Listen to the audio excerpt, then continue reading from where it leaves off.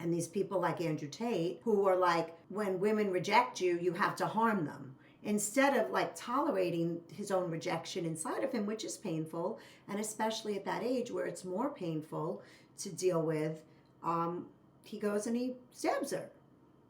And so I wasn't that surprised, but what I was kind of angry about is that we never get to know Katie. No, I You know, agree.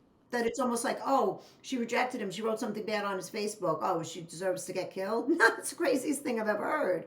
And the scene with the therapist really shows how psychopathic he is and how he has no respect for authority and how he attacks her. I think one element in the show that really stood out to me was I think it is with the therapist. The girl has sent like a Yes. naked picture around school or a topless photo, and she's been kind of ostracized because of it. And boys are kind of being like, oh, well, why don't you send one to me, kind of thing. And then Jamie recognizes, okay, she's going to be feeling sad. She's going to be feeling down. This is a Yes. terrible thing. And then he wants to ask her out or go on a date. I Hmm. can't quite remember.